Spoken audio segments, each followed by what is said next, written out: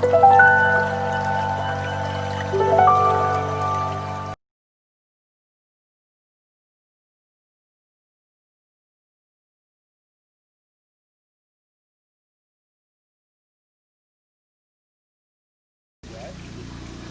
ऐसा ही एक डिस्ट्रिक्ट है उत्तराखंड का टिहरी, जो कि वाटर डेफिशिट डिस्ट्रिक्ट की श्रेणी में आता है।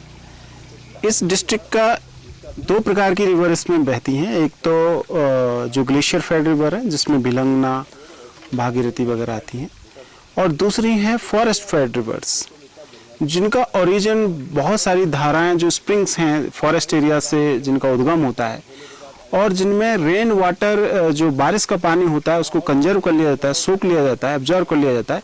उसके बाद वहाँ एक ऐसा जो इन्वायरमेंट, एक वेजिटेशन होती हैं जो धीरे धीरे धीरे धीरे उस वाटर को रिलीज करती हैं।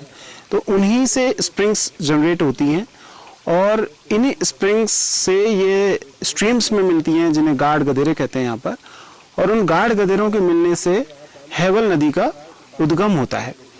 यह जो नदी है ये तकरीबन 50 किलोमीटर की नदी है। ये सुरकुंडा मंदिर है कद्दू खाल के यहाँ पर, चंबा ब्लॉक में पड़ता है।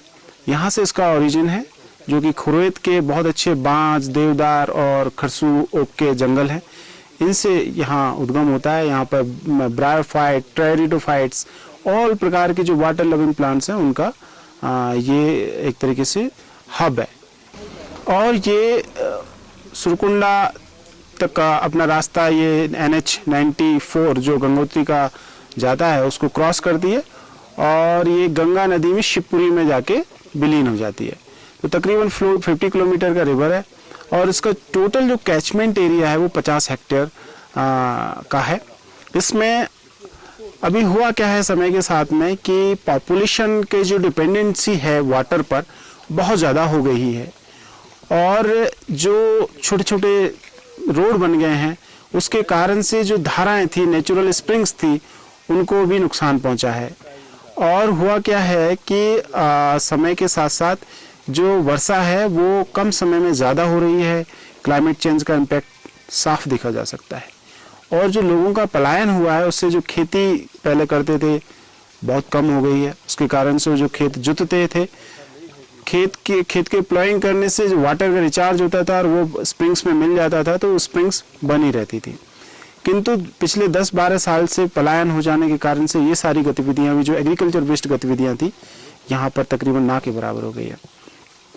और ये रिवर बहुत ही जेंटल स्लोप है इसका, और बहुत सारा पॉपुलेशन इस पर निर्भर करता है। तो तकरीबन 1 लाख डायरेक्ट पीपल इस पर निर्भर करते हैं, जिसमें बहुत सारे यहाँ टाउन्स हैं जो आते हैं, विलेजेज हैं जो इसमें आते हैं। उसमें से जैसे कनाताल है, रोशली खाल है, चंबा पूरा टाउन इस पर डिपेंडेंट है ड्रिंकिंग वाटर के लिए। कुंडा से बेमुंडा तक के जो 20,000 हेक्टेयर का कैचमेंट एरिया है इसमें। और इसके तत्पश्चात हमने स्प्रिंग का जियो हाइड्रोलॉजिकल स्टडी किया कि एक्चुअल में वाटर आ कहाँ से रहा है, उसका जो परमेबल और सेमी परमेबल और इम्परमेबल जो रॉक सिस्टम है उसको आइडेंटिफाई किया।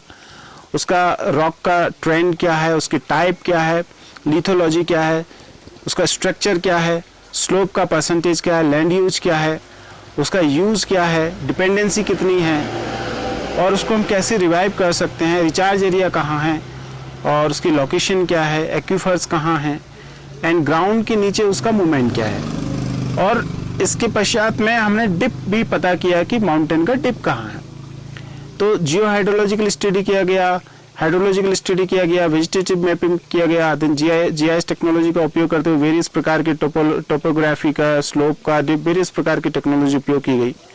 एंड जो माइक्रो कैचमेंट्स हैं इनके ऑलरेडी आइडेंटिफाई है वाटरशेड डायरेक्टरेट के द्वारा, जो उनके द्वारा जो टेक्नोलॉजी है उसको भी हमने उसमें उपयोग किया गया है कि उसको कैसे हम इसे लिंक कर सकते कर रहे हैं। तो अब इसमें स्ट्रीम का जो वाटर है उसका मेजर उद्देश्य है इरोजन कंट्रोल, एंड रिवर का जो वाटर है उसको हम स्टोर करके यूज कर रहे हैं पीपल के लिए, जानवरों के लिए, ड्रिंकिंग वाटर के लिए। एंड जो स्प्रिंग्स हैं उनके माध्यम से हम उसको बढ़ा रहे हैं, पानी को कंजर्व करने, कंजर्वेशन के काम हो रहे हैं।